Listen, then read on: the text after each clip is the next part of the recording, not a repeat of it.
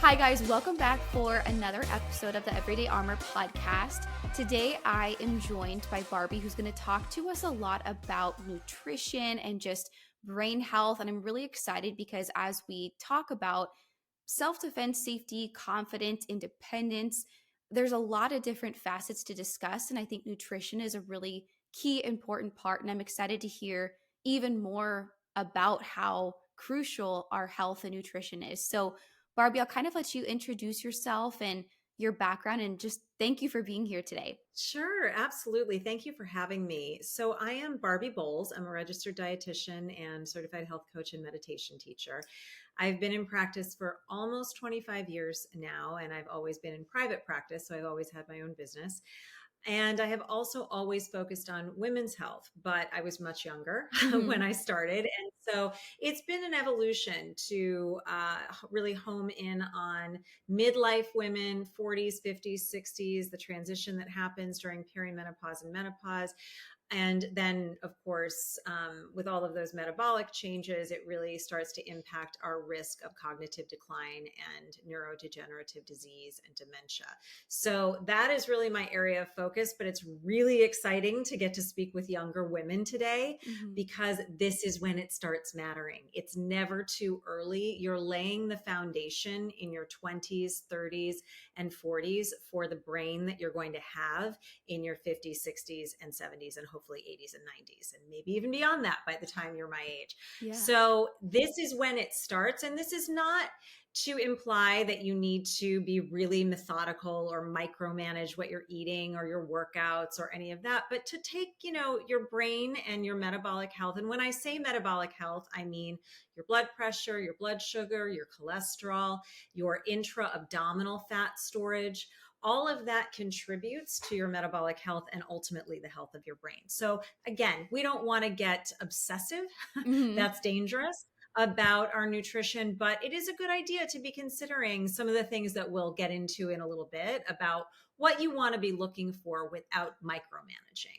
Yeah. But yeah, so that's been the evolution of my career, and I absolutely love what I do. That's so awesome. And I'm sure it's really exciting to get to also see, because I know you do some like one-on-one coaching and stuff too, and just kind of seeing people's evolution through the journey of finding out about their fitness and nutrition. And I'm kind of curious, what jump started your passion into just health and nutrition? I know you said that you're also a certified meditation coach, which is Mhm. super cool, and I feel like fits in perfect with what you do. So I'm kind of curious, Yeah. where did that passion come from? Wow. Well, I mean, I started cooking when I was 12. And so I've always Mhm. loved food. And there's a lot of medicine in my family, doctors, nurses, PhDs, and medical equipment. And so medicine, science, healthcare was always sort of in the conversation. So Mhm. it's actually a second career for me. I went to college for public relations and marketing, and I did that for a little while, and I just was not passionate about it at all. And I Uh-huh. started to realize I needed to figure out what I wanted to be when I grew up. And I was about 26 at Mhm. the time. And I realized it was nutrition, and I had to figure out a way to do that and have that translate into something that could become a career. So I went back to school at 27 and Oh, started wow. practicing at 30. And now I'm Okay. 53. So yeah, I guess it has been about 23 years. So nutrition, the food piece was always there. The science piece was always there. And as I got older and started to realize how intricately and how nutrition, food plays into our health, I started to Mhm. become really inspired and interested in that. And when I went to school, I was very disheartened. I mean, school was amazing, and I obviously learned so much, but I was very disheartened to realize that there was no differentiation between men and women in my education. And, Interesting. women are vastly understudied still, almost 25 years later. But at the time, the only mention of any difference for women was pregnancy and lactation. There was nothing about perimenopause, Wow. menopause, metabolic health, dementia. We are at twice the risk of Alzheimer's as men. Nothing was really different for women. And I thought that was really odd. And so I Yeah. decided I wanted to do whatever I could with the research that was available to really target women because we are different. And, Mhm. we do have needs that are different from that of men. So that's kind of how the women piece got involved. And then I just started practicing and I absolutely loved it.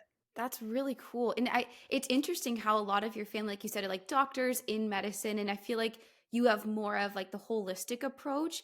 And I'm kind of curious, are there any frustrations you have like in more of like the medical world that you see or that you deal with? And how is your approach maybe different with certain things? Yeah, I certainly do. And this is not to undermine the absolutely amazing job that, medical professionals do every day. Lives are saved every single minute. Hmm. But the way our, Western medical profession, the way doctors are educated is to treat disease, not prevention. Mm. So it's sort of after the fact Yeah. that they are trained in, not leading up to what might have been prevented. Hmm. And so, as a dietitian, and also just my interest in prevention, I will take labs that a doctor would look at and probably say are fine because it's borderline. Hmm. Whereas I will say it's borderline, we need to do something, Interesting. Yeah. like for blood sugar, blood pressure, cholesterol. And because the community of medical professionals that I surround myself with are preventive neurologists, preventive cardiologists, other dietitians, other people interested in disease prevention, in my head is all of the numbers that are optimal for labs as opposed to what's acceptable. So I'm looking to really optimize someone's blood sugar, blood pressure, and LDL cholesterol as opposed to just accept what is the average or considered normal today. Does that make sense? Yeah, totally. And it's interesting you say that because I had actually had about a year ago now some blood work done, and I was kind of on like borderline for, I think it was like anemia. I had like high triglycerides, I believe. And I'm kind of curious, if somebody is kind of that they have some of those borderline results, what are some tips that you would give just kind of just kind of off the bat, like what would you say? Right. So it depends on what they are because, Yeah. but the good news is that let's say your cholesterol, your lipids, so that would be your LDL cholesterol, your HDL cholesterol, and your triglycerides. Let's say there's something wonky happening there Hmm. versus your blood sugar, which would be your fasting glucose or your HbA1c, if that's a little elevated, or your blood pressure. The good news about all of that is the recommendations are pretty much the same. So it's not like there's Okay. one thing for cholesterol, one thing for blood pressure, and there are little tweaks here and there, but for the most part, the what we know today to be the world's healthiest approaches to nutrition. There are lots of different avenues to this, but they have a few things in common. They're Hmm. high in fiber, they're low in saturated fat, and they're high in plant foods. So with plants, you are getting the fiber, and you're also getting what are called polyphenols, which are chemicals or compounds in plants. Really, they're in the pigments of the plants. That's why we want like a lot of color in our diet, Interesting. because there are specific nutrients. They're not really nutrients, they're compounds that are beneficial to our health. They help reduce inflammation. So if you have any issues with your metabolic health, blood pressure, cholesterol, triglycerides, your blood sugar, you want to be getting lots of fiber, minimizing saturated fat, which is going to come from animal foods or coconut oil or palm oil, so tropical oils or animal foods, and you want to be getting a lot of color. That would be a great place to start. If you're not doing all three of those things, focus there first. If you are nailing all of that really well, then there would be further tweaks down that we could really work on to really optimize your numbers. But you got to nail those first, because those are, Okay. and that I think is the thing that makes me a little bit nutty about, optimizing your metabolic health, fat loss, getting in shape, nutrition.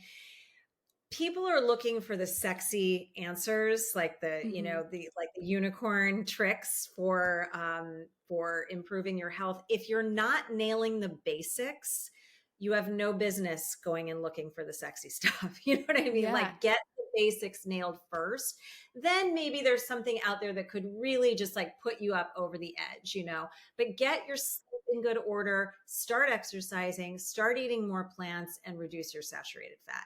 Nail all of that first. Does that make sense? Yeah, and it's funny because kind of relating that to like the self-defense and safety world too. I feel like there's so many things we hear that are really kind of like otherworldly, like safety tips or from like Mhm. this Hollywood version of it when it really is so much about, like you're saying, the basics. So it's interesting to kind of make that comparison with health and nutrition too. Yeah. And I know you mentioned, getting good sleep and all that kind of stuff, but I also know from looking at your page and stuff, a lot of that does kind of boil down to some of these different habits that we have, nutrition.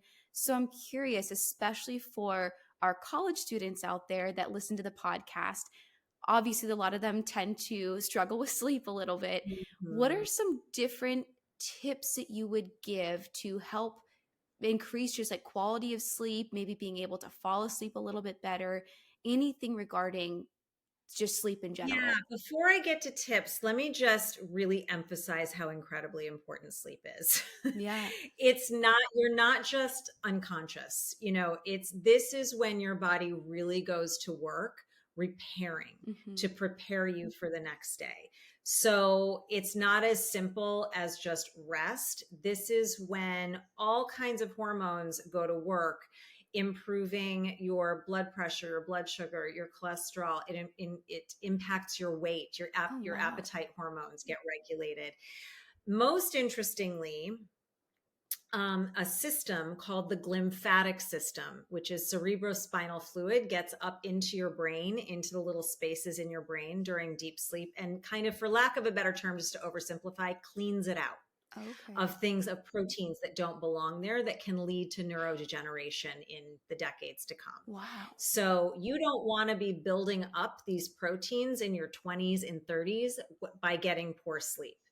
Does that make sense? Totally. So, yeah, so getting like 8 hours, between 7 and 9 hours of sleep is really important for all aspects of your metabolic and brain health. Your body does more on a metabolic level during sleep than it does when you're awake. So, get after really good quality sleep. Anything under 7 hours of sleep is considered sleep deprivation, which shocks most people because Yeah.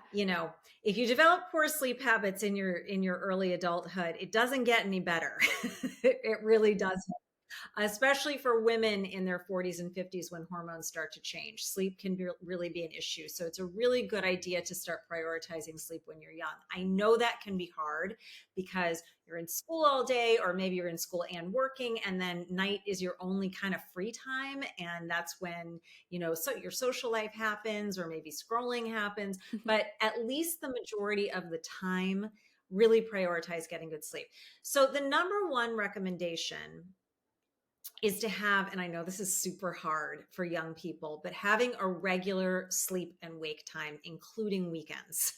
That's So interesting. not just, getting really, rigid about your sleeping pattern during the week and then blowing it off on the weekend. Your body, when it comes to exercise, your body loves a challenge. It needs a challenge. It requires it in order for you to be healthy. When it comes to sleep, your body likes consistency. Mm. So anything you can do to be regular about the hours that you're sleeping and trying to get those 8 hours. It doesn't really matter what those 8 hours are. If you're a midnight to 8 a.m., if you're a 9 to 5, whatever you might be, matters a lot less than being consistent about it and getting those 8 hours. Something Okay. else that's really interesting, and I hope I'm not getting too much into the weeds with this, but No, it's so for interesting. anybody who for anybody who happens to be kind of a little extra interested in nutrition, there's a concept called chrononutrition, meaning aligning your nutrition pattern when you're eating with your circadian rhythm. So the human beings are naturally more insulin sensitive, meaning we process carbohydrates and the nutrients that we consume. We process them better earlier in the day. So from the time we wake up until about mid-afternoon, we deal with the energy, the food that our body is getting, better than at night. Interesting. Again, another really tough thing for young people because you're probably not eating very much during the day and loading up at Yeah. night. Yep. Maybe studying and all of that, or you're partying or whatever. And so you're consuming most of your calories after that afternoon period. Your body is not dealing with them as well Mhm. as it would. You could have the same meal for breakfast and the same meal at 8 o'clock at night, and your body would not process it as well at night. And that is the concept of chrononutrition. So the more you can align your nutrition with your natural circadian rhythm of having better insulin sensitivity earlier in the day, better for you. That will also help you sleep better because that's another tip. In addition to having a regular sleep and wake time, the other major tip is to stop eating about 2 to 3 hours before your head hits the pillow. And this doesn't have anything to do with intermittent fasting or anything like that. Mhm. It's because digestion and sleep are two major processes that you're asking your body to perform. If you are trying to sleep and digest at the same time, you're not going to do either one well. Mhm. So try to wrap up the heavy lifting of digestion before you put your head on the pillow to go to sleep. Because again, like I said, sleep is a major metabolic process for your body. It's not resting. Your brain is kind of shut off, but your body is going to work doing all of this repair. In fact, if you're really good in the gym, like you've nailed your workouts, if you're not getting to these nice, deep, juicy layers of sleep, it's called the N3 stage of sleep, your muscles are not repairing properly. So you're not getting the full benefit of your workout. Wow. So hopefully, I mean, there's so much to sleep. If you're really into sleep and you really want to geek out, there's an amazing book called Why We Sleep. Mhm. So I recommend that to anybody who just is like, oh, that's cool. I want to learn more. I recommend that book. And you can get it on audiobook too. But hopefully I've made the impression that sleep is super important. Yeah, well, it's really interesting because I feel like, I mean, you go to school, right? And you learn all this stuff that just kind of feels, I mean, kind of wild. And then you think about these elementary things that we do every single day, like sleeping. And I never knew about half the stuff you just said and the benefits of sleep. So to me, I'm like, why are we not learning about this stuff? It's crazy to I me. know. I I mean, know. and I know. even just how much it's connected to working out, or you think about like athletes, and I mean, and especially college students too, where again they're just going and going and going, and life runs later. I remember I had classes that would finish at like 10 o'clock, and then you have club meetings that start at 10 o'clock, and then yeah, half your social life is at nighttime, and your schedule is so inconsistent, and you're sleeping maybe 4 or 5 hours and then running to class, and it's almost kind of a badge of honor. So it's really interesting how important it is, and like you were saying, it almost kind of like cleans out the stuff in your brain. Yeah, it quite literally does. I mean, it's a little bit of an oversimplification, like I said, but it's basically detoxifying your brain of proteins that you don't want there that can ultimately cause you harm. Not to mention the brain fog, the poor brain performance during the day. I mean, that's like the immediate effects of one poor night's sleep. Also, your insulin sensitivity, the way your body handles carbohydrates, is worse after one poor night's sleep. So, if you are chronically getting 4 to 5 hours of sleep and you're eating most of your calories at night, you are not handling the energy you're giving your body very well. And that's going to impact your performance in school, your performance in the gym, probably your mood. So maybe your relationships too. I mean, so sleep is just sort of the foundation. And you're right. It's crazy that we don't learn more about these very basic biological systems that are impacting literally every moment of our day. So I'm really glad for the opportunity to be able to share a little bit. Just, I mean, it's such a giant subject. We could talk about sleep the whole time, but just to share a little bit and hopefully impress upon people who are in their, teens and 20s, start getting good sleep now. I promise you, it's going to make such a huge difference in your life and your health and how you feel. Yeah, I so to that I have two follow-up questions again about sleep that I'm really interested.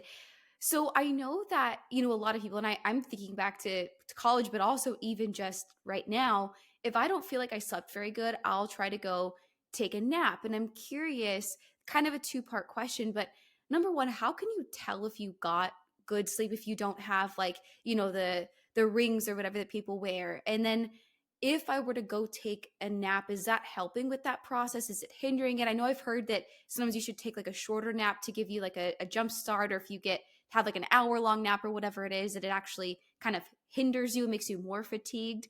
So how do I tell if I've had good sleep, and are naps helpful or harmful?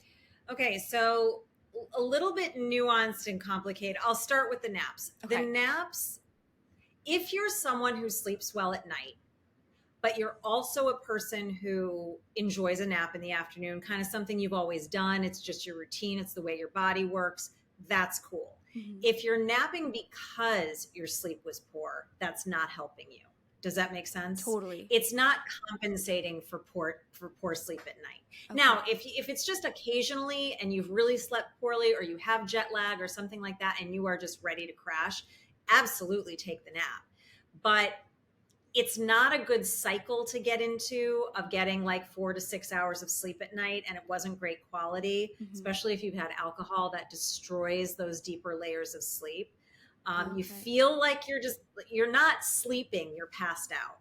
And there's a really big difference Oh. on the level of your brain and the chemistry in your brain. Mhm. So to get into a pattern of poor sleep at night and napping in the afternoon, you're really not doing yourself any favors. You're better off trying to do something to fix the sleep at night and hopefully not needing the nap in the afternoon. Additionally, if you're napping in the afternoon, it could do negative things to the sleep at night because you don't get tired until too late.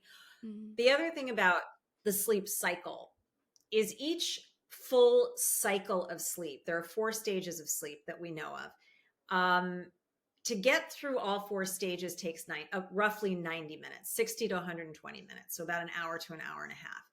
If you fall asleep, this is why I don't understand any of these recommendations about like a 10-minute nap, a 20-minute nap. It doesn't make any sense, because Mhm. to get through the full cycle of sleep takes an hour and a half. So or an hour, depending. If you've slept less than that, you've interrupted the sleep cycle, which is going to make you feel groggy and just generally messy. So I don't Oh. recommend naps unless you are someone who sleeps really well at night and you've always napped and it's just part of, you know, your makeup. Yeah, But I that's don't really recommend interesting. it as a panacea for a poor night's sleep. Does that make sense? Yeah, absolutely. And just to kind of go back to, I know you were talking about alcohol, because I think that's a really big thing that I just even hear like in every day is people will have a glass of wine or maybe two, or a beer, whatever it is, to try to help themselves fall asleep. So can you kind of give a little bit of insight as to the difference between, I think you said, passing out and sleeping? Yeah. And I mean, 1 or 2 drinks, you're probably not going to knock Mhm. out. Yeah. But, more than that, maybe so, depending upon your tolerance level. But any amount of alcohol, so even one glass of wine or one beer or one cocktail, is going to disrupt your sleep pattern, Mhm. period. It does. You will not get the same quality sleep that you would have gotten had you not consumed alcohol. Now, when you're really young, you don't feel the impact of that as much. I promise you it's happening, but you're probably not suffering the ramifications of it unless you have maybe 3, 4, or 5 or more Okay. drinks and you genuinely, okay, I know I didn't sleep well. But I promise you, even the one drink is impacting the quality Mhm. of sleep. Um, so it's best to avoid it when you can. If you can't avoid it, make sure you hydrate really, really well before you go to bed. So drink like a good 16 ounces of water, maybe even have a little protein containing snack like a protein bar or a little almond butter or something like that. Because that will help you avoid the inevitable blood sugar crash. A lot of people think that alcohol spikes blood sugar. It actually drops blood Oh. sugar. Um, Unless it's like a sugary cocktail, then it will initially, but that's like having a juice or something like that, or a piece of candy. That will initially bring your blood sugar up, but alcohol actually causes blood sugar to go That's down. interesting. And that's why a lot of people will wake up at 3 or 4 o'clock in the morning in response to that. So that's why I'm saying having a little something to eat that is going to last, like a complex carbohydrate or protein or fat, ideally all three, and hydrate really well. It's not going to help your sleep quality really, but it might keep you from waking up and feeling really bad in the morning. Okay. That's again, it's so interesting, like all the things that really contribute because I think a lot of people think, oh, it's 2 drinks, it's not going to affect my sleep or, whatever kind of the rationality is. But I mean, it does. And then that leads into, like you said, the brain fog and everything else the next day. And I know kind of one of those things that we feel the next day, especially let's just say even after drinking, is like the anxiety or kind of feeling more stressed. What exactly is happening? Like why do we get anxiety when we drink? Yeah, so that's also going to depend on how much did you drink? Did you hydrate well? Did you eat? Because if you drank on an empty stomach and you didn't hydrate, and then you've affected your sleep quality, the hormonal cascade that happens, it's very complex, but it's essentially a hormonal response of a Okay. lot of cortisol, and adrenaline, a little bit of adrenaline in there, and your appetite hormones are going to be dysregulated, your blood sugar is going to be all over the place, and your sleep quality is going to be poor. So all of that is so messy Yeah, perfect that, yeah, storm. it's going to have an impact on your mental and emotional well-being the following day. And it's a chemical response. It's not all in your head. It's really happening on a much deeper level. Mhm. So again, ways to mitigate that are exactly what I just said. Make sure you're really well hydrated. Don't drink on an empty stomach. Do your best to get some decent sleep quality, Mhm. and take it easy the next day. The other thing is alcohol. We think technically we metabolize one drink every 2 hours. Okay. Mhm. So one drink, in one normal drink will pretty much our blood alcohol will be back to normal within about 2 hours. But really, the impact of alcohol lasts about 8 days. So if Wow. you're continuing to drink all the time, like every few days or every weekend, you're kind of never really completely filtering it out. And this, Whoa. again, when you're really young and so resilient and everything is just so brand new, Mhm. on a cellular level, you're not feeling that as much as when you get a little bit older. That's kind of like why, you hear your parents probably saying, oh my God, I just feel so awful after just one glass or two glasses, it starts to impact us a little bit more. But doing what you can to keep your liver really nice and healthy, obviously, because that's how your body detoxifies the alcohol. Another point about that, again, something not a lot of people know, is that women, alcohol is more toxic to women than it is to men because Oh. we manufacture less of an enzyme called alcohol dehydrogenase, or ADH, than men do. So it is not only more intoxicating because we tend to be smaller, and so we just don't have the capacity to hold as much alcohol, without it reaching toxic levels, but also because we don't literally detoxify the ethanol as efficiently as men. So women need to Interesting. be extra mindful of their alcohol intake. So kind of going back to something you mentioned that was interesting to me because I feel like I always heard that it was like, okay, once you have like a drink, you need to allow an hour before it's out of your system. If you like, let's say wanted to drive or to try to measure, what kind of your blood alcohol content was. Just to kind of go back to that, can you explain kind of the process of a drink entering your system, what exactly it's doing and how it drops your BAC? Yeah, so it's, oh, we could get really complicated here. I'm going to keep it simple. So obviously you ingest a drink, it goes through your digestive system, it gets absorbed into your blood, and your liver attempts to detoxify the ethanol. The ethanol is the alcohol. So there's an ethanol component of beer, of wine, of hard liquor. Hard liquor has the most ethanol per ounce, wine being second, beer being the least. I think beer is around 8% alcohol, wine 12%, and then hard liquor much more.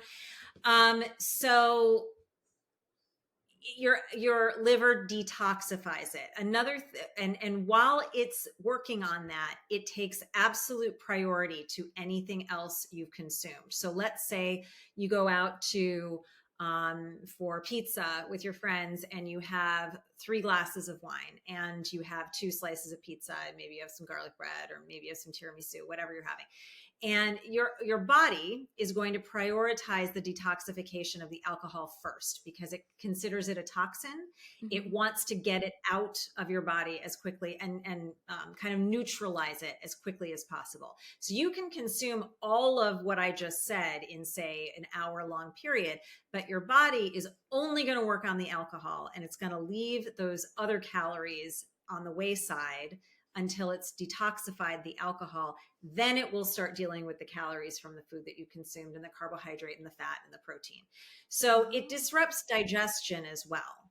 Mhm. And this is also why you want to be careful about, you want to eat with alcohol, but you want to be careful about not overdoing it, because alcohol is super dense with calories and no Mhm. nutrition. There's no nutritional value in alcohol, but there are a lot of calories.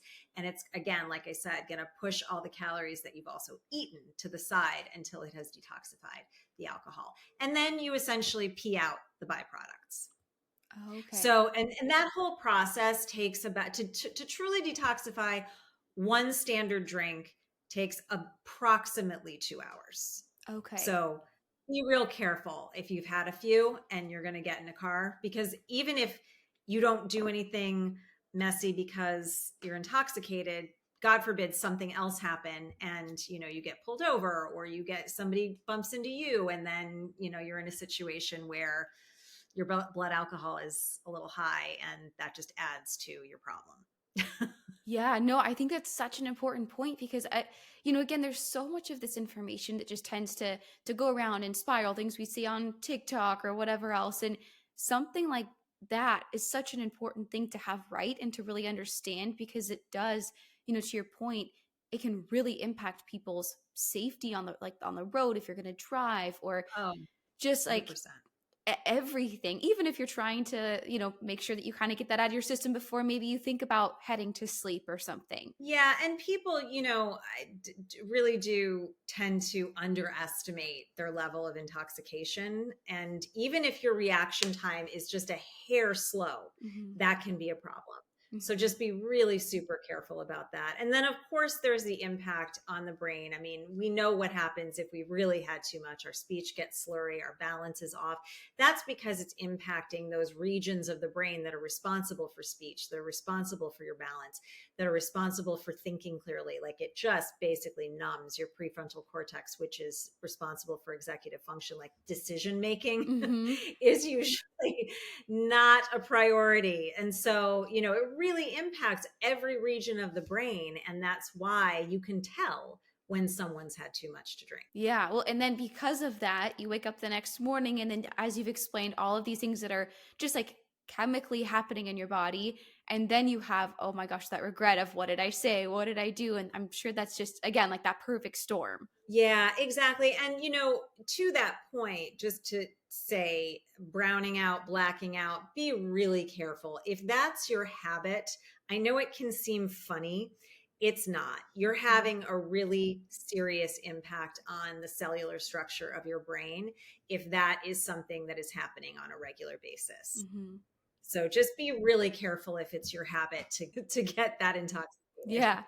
It's not a good thing. Well, and I feel like it's something that's like it's almost like encouraged in college especially, and just like I think throughout your 20s, people are like will cheer you on, or you think about like a 21st birthday celebration, and it's just wild the things that go on. And Yeah. I don't know, it's alcohol is a tricky one. Well, again, there is something to be said for being young and maybe not making the best decisions in the world. We all do it. We've all been Mhm. there, and nobody is perfect. But to just be, taking into consideration, especially because all you all film yourselves doing everything too. So there's Yeah. that aspect of it. That's going to last forever. But, Mhm. one other point I want to make is that your brain is not fully formed well, it's formed, but it's not fully what we call pruned. So really it's all of its, finite structures, all kind of exactly how it should be until you're 25. Mm. So if you are starting your drinking career in high school and you're drinking all the way through college or doing other substances up until, the age of 25, you've changed the brain that you could have had. Does that make Wow. sense? Yeah. So it's not, and your brain repairs certainly, but it's not like your liver that completely regenerates. Mm. It's more fixed than that. So you want to be really careful. This is why certain medications and marijuana and certain other certainly medications are not recommended for young people because their brains are just not really the chemistry in their brains is not quite capable of handling it yet. So Interesting. be real careful. Don't go crazy after you're 25 either, but just be real careful. You're still it's still fresh and new. You want it to be as healthy as it possibly can be. Can you kind of explain? I remember hearing about the process of like pruning in the brain, like back when I was in psychology classes. But can you kind of explain it and what exactly that is and why it's important? Right. So your brain, when you're born, it kind of begins as this. Well, again, to vastly oversimplify, just think of it as like sort of this big ball. Hmm. And as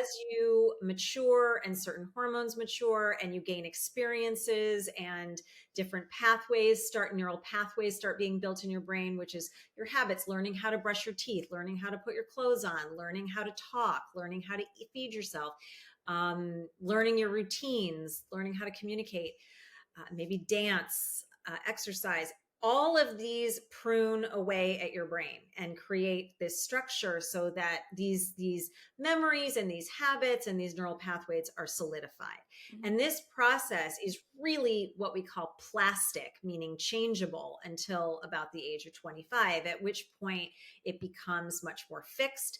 But it was discovered not all that long ago that neuroplasticity continues throughout your entire life. And this is how habit change is possible. So somebody has, let's say something really simple, smoked cigarettes for 20 years. They're able to change that habit because of neuroplasticity.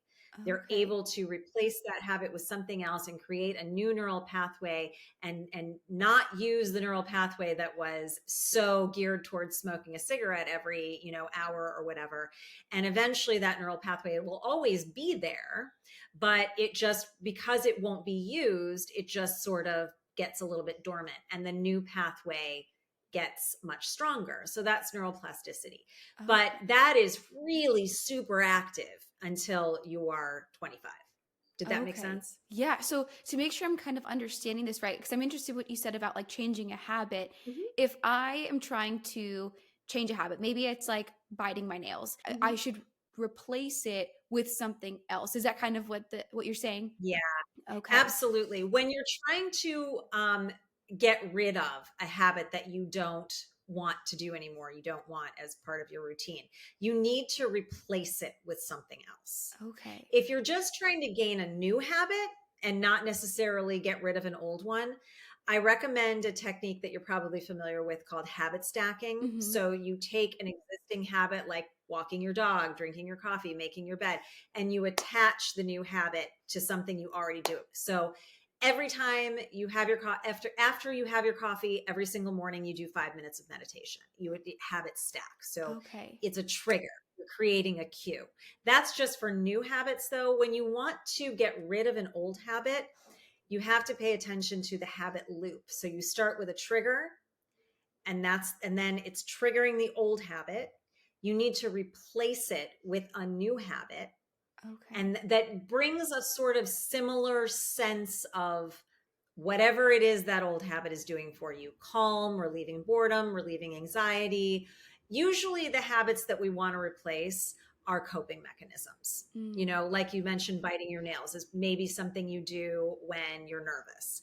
So you get nervous, that's the trigger. It used to be that you would bite your nails as your coping mechanism. Now you need to find something else that is going to relieve the stress of being nervous, but is health promoting. So maybe it's jumping up and down. Maybe it's taking a walk around the block. Maybe it's playing your favorite song and dancing like a crazy person for 5 minutes. But you want to replace that negative behavior with something positive. And then, and this is the hardest part, actually, that sounds like the hard part. The hard part is you need to reward yourself in some way so that the dopamine is also triggered, because initially it's not going to be as satisfying as biting your nails. Mm-hmm. Do you know what I'm saying? Yeah. So you need to reward yourself for completing the task in the way that you set out to complete it, and then you start the cycle all over again. And you're always going to be triggered, but you just have to replace it with something else. Does that Okay. make sense? Yeah. Finding an appropriate reward is the hard part, because people usually want to reward themselves with like a donut or whatever. You have to find a health promoting reward as well. And each reward, each replacement behavior and reward is going to be different for everybody, because different things speak to different people. What is a reward to me may not necessarily feel like a reward to you, and vice versa. So you have to sit and think on this one for a minute. When you really want to change a habit permanently, you have to decide, okay, I'm really going to go for it. I've got to identify all of my triggers, which might take a minute. I've got to identify the behavior that's getting triggered. I have to think on what is really going to replace that behavior, what's going to feel just as good in the long run.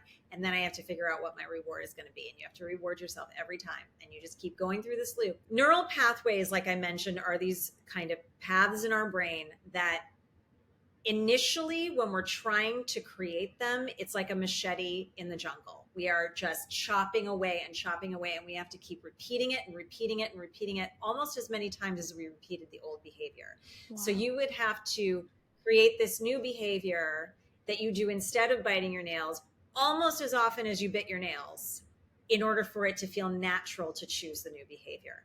The most important thing about changing behavior is repetition. You have to repeat it. And most people don't give themselves enough to repeat, and they give up because it's too hard. And a stressed brain reverts to the path of least resistance every single time.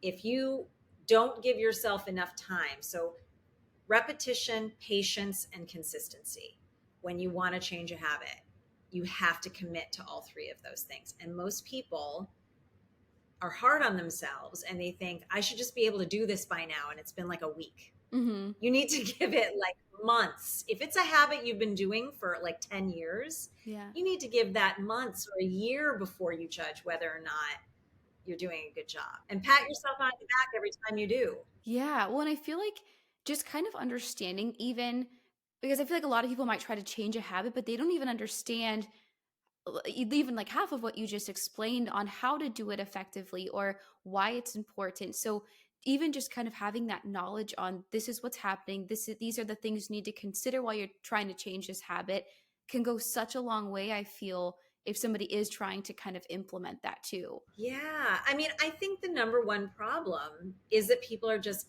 too hard on themselves. They're not patient enough, I mean, progress is never linear. It's never this straight line or this straight line up.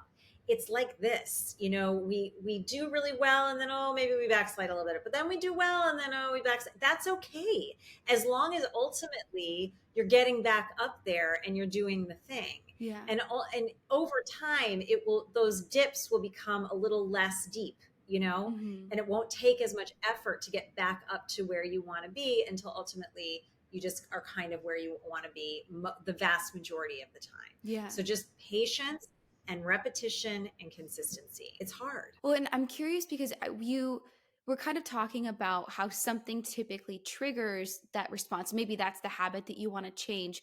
And I know stress and anxiety are such big parts of life, especially today. I would say, really, especially for young people, much different than even like my sister's 3 years younger than me. And I feel like social media was even so much more prevalent for her than it was for me. And like for me, looking at like my parents, like it's crazy how much of that stress and constant anxiety, constantly being reachable goes on. And can you kind of speak to what it's doing to your brain, like why it's so destructive and why it's important that we find habits to kind of, relinquish that stress and anxiety? Yeah, there are a lot of hormones and neurotransmitters involved in the stress response, but probably the main one, the one that people hear most about, is cortisol. Mm-hmm. And if we all have stress, there's no way around it. It's modern life, but it's about your reaction to it and how you cope with what's coming your way. And if you are not particularly resilient and good at assessing what can I control, what can't I control, let's look at what I can control and deal with that. Let's look at what I can't control. All I can do is respond to it in a way that is going to be beneficial to me. If we don't manage all of that, we've got this chronically elevated level of cortisol that, again, oversimplification, but quite literally shrinks your brain. It shrinks brain tissue so that over time, you're going to have some atrophy in your brain. It's just not going to be performing the way that it could. It particularly impacts the hippocampus, which is this sort of seahorse shaped structure in your brain that's largely responsible for memory. This is why people who suffer from depression and anxiety in particular have a lot of memory problems, a lot of trouble concentrating, completing tasks, problem solving, because on a chemical level, stress impacts how your brain is regulating memory and the ability to focus. So it's super important to take a step back and manage your stress as well as you possibly can. You can't do that if you're sleeping poorly. So it goes back to sleep.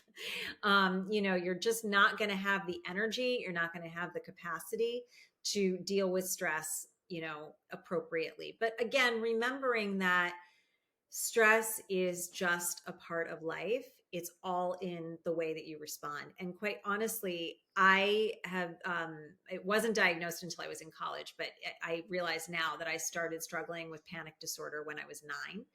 And so I spent all of my childhood really and some of my early adulthood not really understanding what was going on, but I was having chronic panic attacks. And this is why I became a meditation teacher, because I wanted to better cope with my anxiety and my panic attacks without, not that there's anything wrong with medication, but I had tried them and they didn't work for me. So I needed to find an alternative. And that's where meditation came into my life. So I'm obviously a little bit biased as a meditation teacher, but meditation, there's so many good apps with guided meditations. They can be a minute, they can be 2 minutes, they can be a half hour, whatever you're feeling. But if you just decide meditation is not for me, breath work is just as good. So just learning how to use your breath, which you're already doing all day long, just use it in a very particular way to help relieve stress. Those are my 2 top tips, meditation or breath work, to just for a minute, a couple times a day, like 60 seconds, maybe 3 times a day. Use it when you don't think you need it, because it's a little bit like a muscle. Okay. The more you practice it, the easier it is to slip into when you actually need it. Interesting. And what is happening in your body that helps that kind of take away some of that stress that your body's experiencing? So it's thought to work primarily on well, obviously it lowers cortisol. So it helps to filter out some of the cortisol that's having this, that's part of the stress response, but it also works on the vagus nerve, which is a nerve that connects your gut to your brain. And, this is partly why when you get nervous, you might feel it in your stomach. Some people even vomit when they're super nervous, or at least get butterfly feelings, or maybe indigestion, or things start moving and you don't want them to. They're very connected, and the stress response definitely impacts the gut as well. And so meditation, breath work, has an impact on that vagus nerve to kind of calm things down, which has an impact on the body as a whole. So, and not to mention the fact that it requires kind of being quiet and focusing. One point I want to make about meditation real quick is that people who aren't familiar with it tend to think it's sort of this emptying of your mind, like you're not thinking about anything and there's nothing there, and it's this super zen, like monk-like space. It's not that at all. In fact, it's the opposite. It's really intense focusing on one thing.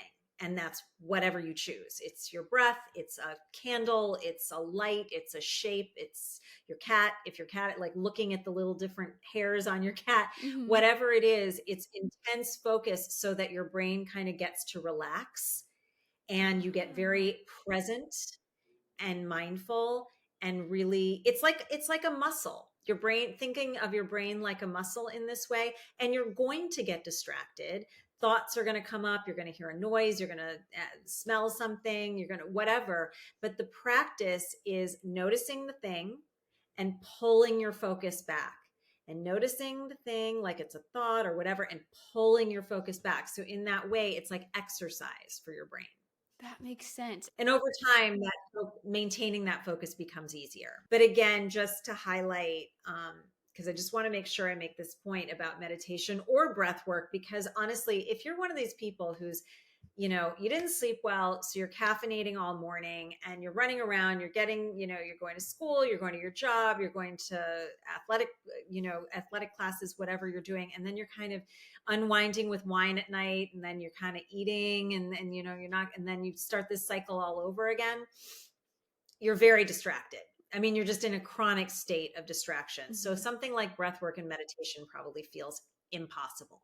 That's why I'm saying habit stack, find something you are already doing every day. There's got to be at least one consistent behavior Yeah. in your day, even if it's getting your daily coffee and sitting for literally 60 seconds, just putting a timer on your phone or your watch or whatever, and sitting for 60 seconds, finding an app that does a guided 1 minute meditation. Headspace is really great for super short meditations, and just start and remember that you're not going to do well the Mm-hmm. first time. I mean, there is no good or bad. It's just a matter of practice over time. But you're not going to feel better. It's not going to feel like you accomplished anything. Maybe the first 20 times you do it, but like the 25th, 30th time you start doing it, you're going to be like, wow, this is starting to really make a difference in my outlook, just how I feel Mm-hmm. about life in general and my ability to focus and cope. Having you really explain it almost helps kind of destigmatize it, because I feel like a lot of people are like, I'm not going to go meditate, especially I would say younger people, and even like men, I feel like especially just kind of have this stigma around it. But hearing that, okay, no, this is actually doing something in your body, like this is good for you. You can do it for 60 seconds. Yeah, absolutely. And let me just say, and this is breath work is a form of meditation, and breath work, particular practices of breath work, like box breathing, like the physiological sigh, like alternate nasal breathing. These are techniques that are used by Navy SEALs. So there's nothing Mhm. woo about it. Yeah. It's like elite military use these techniques to get focused and calm, and just to really home in on their task. Surgeons Mhm. use these, public speakers use these. I mean, this isn't, there's nothing like belly button gazing about this, Yeah. It Yeah. can be if that's what you're into, but it's actually a real discipline that really high athletes use it. Really high, people who have to perform at a super high level use breath work and meditation to improve their performance. So it's not uncool. Hmm. Yeah. Well, so just I know we're kind of nearing time, Yeah, but I could just pick your brain for days. I'm like, how is it already 50 minutes? I know. But with stress and anxiety, just to kind of go back really quick, one thing that is interesting is, when you look up like the fight or flight response, a lot of times you're also seeing the stress response. And I know sometimes in fight or flight, you can lose your ability to reason, kind of impairing the prefrontal cortex, like we talked about with alcohol. Is that also happening like when you're stressed and anxious? Yeah, this is why, like, especially if you're someone who, really kind of has a disorder with anxiety, um, you can't talk yourself out of it. And if someone Interesting. tries to tell you, oh, just calm down or sit down or let me get you a glass of water, like if you're spiraling, none of that is going to work because it's out of your hands at that point. You can't reason. Hmm. Your prefrontal cortex, all of the reasoning is hijacked by your amygdala, which is the structure in your brain that's largely responsible for this emotional, like, response. Hmm. So you have to do something like breath work, you have to do something physical. This is often why something that helps a lot of people who deal with anxiety when they're feeling on the edge of a panic attack, or they're just really, they cannot get out of their own loop, Mm-hmm. go for a walk, like a speed walk, Okay. because that kinetic energy that you're building up will help filter some of that out. It's like you're just building up and up and up to a point where you're not going to be able to reason with yourself. You have to do something to start filtering some of that out. And like a walk, jumping jacks, breath work, something like that is really helpful. Beating something with a bat, I'm actually not kidding, can be really helpful. Just be safe, like make sure it's cushions or Yeah. something like that. When I used to do martial arts, that was like, I mean, just in high school, especially as you're going through puberty and all that, like when you get stressed and frustrated, it was so nice to be able to go and just beat up on a on a bag. And it's interesting to kind of hear where that's actually like in your body, a very helpful thing to do. Absolutely. And again, something to remember, that under the age of 25, that structure that helps you reason isn't even fully developed yet. Mm. So couple that with anxiety and it's a mess. So Yeah. you've got to have a technique that isn't just you trying to tell yourself it's okay, it's okay, it's okay. And certainly not anybody else trying to tell you that it's okay, because Yeah. they don't know what's going on with you. So yeah, having some technique that helps you filter some of that out is Mhm. a really good strategy for dealing with stress and anxiety. With exercise, I've heard a lot recently. I actually work out at Orange Theory, and I've been noticing that like my body has just felt depleted. I feel like I'm always kind of injured, and I feel like maybe because I've been talking about it, all of a sudden I of course see all these TikToks about, more of like high intensity interval training type workouts and how it can spike cortisol and have a lingering effect. What's your opinion on that? All exercise raises cortisol. This is not necessarily a bad thing. Mm-hmm. It depends on a lot of things. What else is going on in your life? Are other things raising cortisol Okay. too? Are you not sleeping well? Because that's going to mess with your cortisol. So it's unlikely that someone, unless they were really overdoing it, would be impacted negatively from the cortisol response to exercise. Usually we're talking about Mm-hmm. somebody who is also stressed about work or school, who is also stressed about a relationship, who isn't sleeping well, who isn't eating well. You know what I mean? So there's other stuff going on. Okay. But that Yeah. said, you have to know your body and your mind, and you have to be intuitive about these things. And if you feel like you're depleted, you should feel like you worked. That reminds me, you asked me a question I didn't answer, and I just want to answer it really quickly. How do you know you've slept well? Oh, And yes. nobody likes this answer, Mhm. but you get out of bed feeling good and you don't even need coffee. Like that's how you Interesting. really know. And almost no one feels that way, but that's how you really know that you've slept well. So Mhm. back to exercise. After a workout, you should feel like I put in effort. I mean, I really, I did something here, but you shouldn't feel like you need a nap. You shouldn't feel sick. You shouldn't feel like exhausted and starving. You should feel good, but like you worked. Does that make sense? Totally. And if you feel torn apart, it may not necessarily be the cortisol. It may be that it's just not the workout for you. It Mhm. just wasn't, or it just wasn't appropriate that day, or it wasn't appropriate that many days in a row. Did you fuel yourself properly? Are you properly rested? All of these things play in. So all of these TikToks that are saying, don't do this because it spikes your cortisol, like it's way oversimplified. That's super reductive. And I don't think it's good advice. And it's scaring a lot of women away from cardiovascular activity, which is really upsetting Mhm. because ideally, and this for some people, oh, no problem, I'm already doing that, or I do way more than that. Some people, this is really aspirational. It's not that you need to do this overnight. These are the general guidelines for good metabolic health, good brain health. About 150 minutes of zone 2 cardio a week. So that is your heart rate about 70% of your maximum for about 150 minutes a week.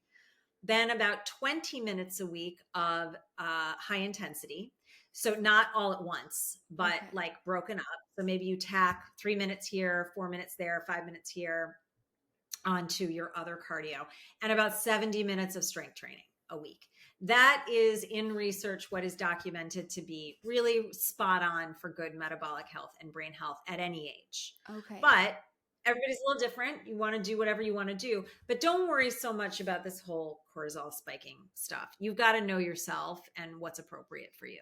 Okay, that makes me feel a lot better because I really like it's funny because as I've been starting to think about maybe switching my workout, I've just seen all of these TikToks about that. And it's interesting talking and hearing your perspective because that's, I mean, even just the same thing with like the safety community. That's the same thing with even sometimes the news. It's like you see all these videos, but they're so blown out of proportion and people want to make it a viral type post, Sure. but it's giving misleading information. So Yeah. that it definitely eases my mind to hear.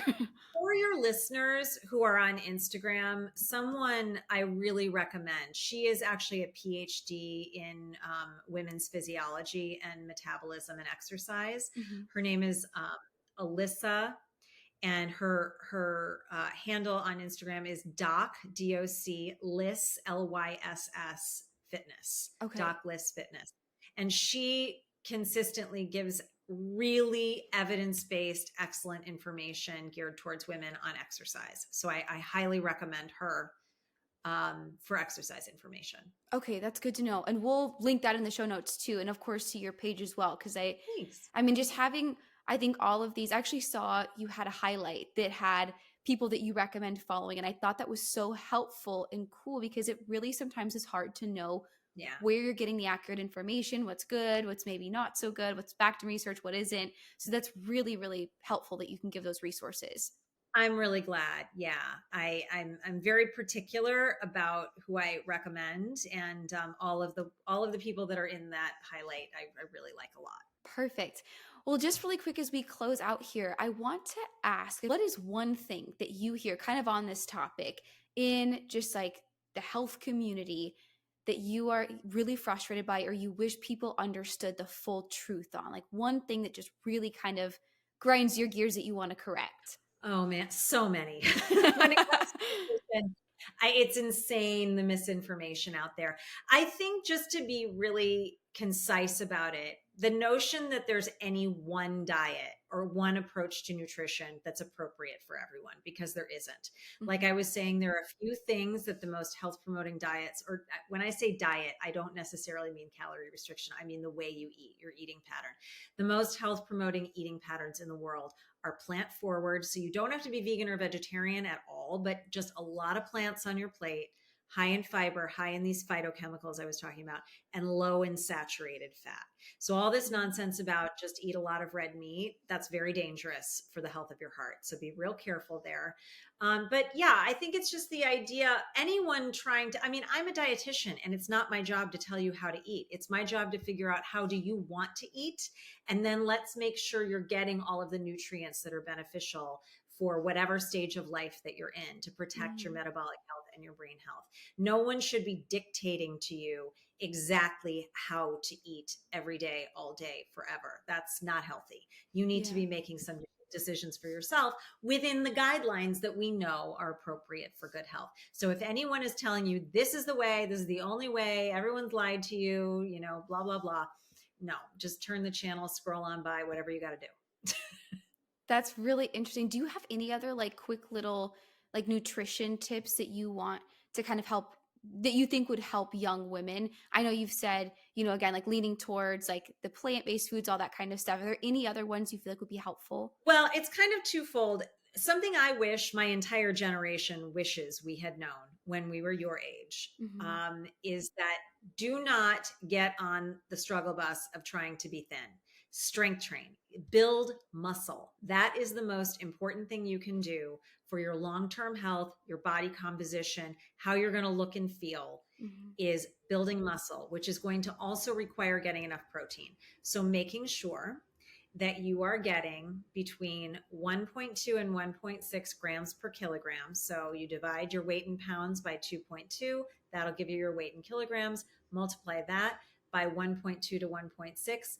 On the higher end, the 1.6, if you're strength training all the time, maybe a little less. If you're, not strength training quite as much or not getting there yet, somewhere around 1.4.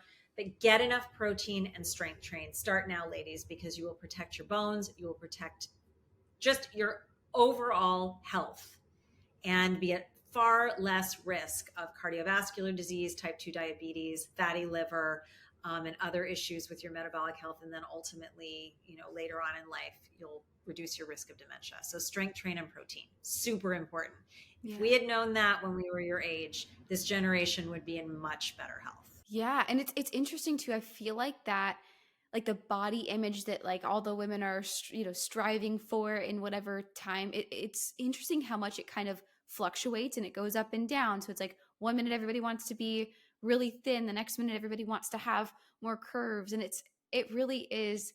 It's, I mean, it's destructive for women in general, but I think it's really important to hear you say that about strength training and how much it affects your long-term health. Absolutely. It really, really does. Just don't even think about the number on the scale because it's not representative of very much. What you really want to be thinking about is your body composition. So, more muscle, less adipose tissue or less fat tissue. And that's not any particular body type or ideal. It's just for your unique physiology. What does more muscle and a little less fat look like? That's what's going to protect your health long term. Perfect. Thank you. That Yeah. I'm like, I'm gonna have to go back and like re-listen to this like 2 times and take all the notes because there's just so many helpful things that you've given throughout this entire episode. And I'm like so tuned in. I could talk to you for hours on end. Oh, great. Well, you've been so much fun and thank you. Yeah, and I know this is going to help so many young women just listening and being able to establish these habits, and not only knowing what habits to establish, but also like, okay, how do I actually implement those? And Yeah. I'm curious if you had, there's so much good information here, and I'm sure so many things that we haven't even talked about or touched on. If you could give 3 pieces of advice, health advice to young women, and you know that like they hear these 3 things that you're about to say, and they will 100% take it, implement it, and always just never forget it.